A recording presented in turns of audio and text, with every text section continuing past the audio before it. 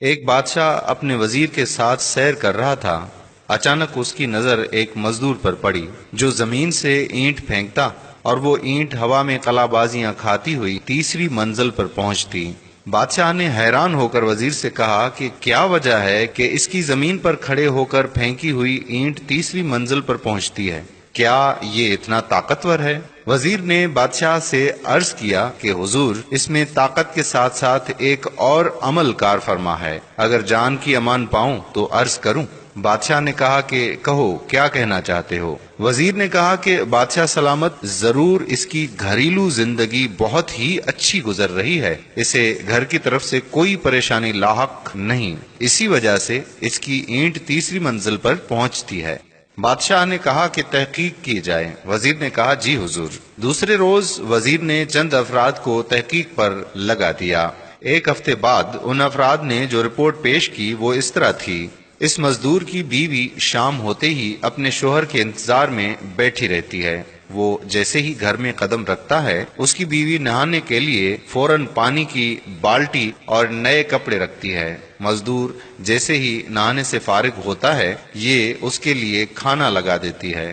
کھانا کمال احتیاط سے پکاتی ہے، نمک اور مرچ کا خاص خیال رکھتی ہے۔ کھانے سے فارغ ہونے کے بعد لیٹنے کے لیے بستر لگاتی ہے۔ سونے سے پہلے اپنے شوہر کو پینے کے لیے دودھ دیتی ہے۔ کسی پریشانی کا ذکر نہیں کرتی اور صبر سے کام لیتی ہے۔ جب یہ رپورٹ بادشاہ کے سامنے پیش ہوئی تو وہ مزید حیران ہوا۔ اس نے وزیر کو کہا کہ ان کے درمیان کچھ رنجش پیدا کر دو، پھر دیکھیں کیا نتیجہ نکلتا ہے۔ چنانچہ وزیر نے ایسا ہی کیا۔ وزیر نے کسی طریقے سے اس کی بیوی کے کانوں میں یہ خبر پہنچا دی کہ تمہارے شوہر کے چند دوسری عورتوں سے ناجائز تعلقات ہیں۔ بس پھر کیا تھا؟ شام کو مزدور جوں ہی گھر پہنچا تو کیا دیکھتا کہ نہ تو نہانے کے لیے پانی کی بالٹی ہے، نہ ہی کھانے کا انتظام ہے، اور نہ ہی سونے کے لیے بستر۔ اس نے بیوی سے وجہ پوچھی تو وہ لڑنے کو دوڑی۔ مزدور نے بہت صفائی پیش کی، لیکن بیوی تھی کہ میں نہ مانوں۔ غرض چند دن یہ قصہ یوں ہی چلتا رہا۔ ایک دن وزیر نے بادشاہ کو کہا کہ بادشاہ سلامت، ہم سیر پر چلتے ہیں اور اس مزدور کی حالت دیکھتے ہیں۔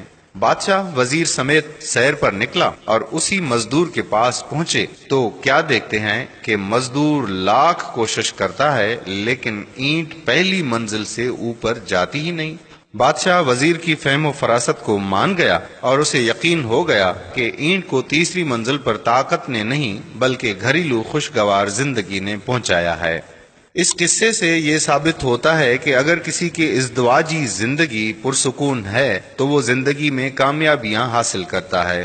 لہٰذا ہماری بہنوں کو اپنے شوہروں کا خیال رکھنا چاہیے۔ وہ جب بھی گھر پہنچتے ہیں تو جھگڑنے کے بجائے ان کی خدمت کریں اور ان سے بہتر سلوک رکھیں۔ آپ نے سنا ہی ہوگا کہ ہر کامیاب مرد کے پیچھے ایک کامیاب عورت کا ہاتھ ہوتا ہے۔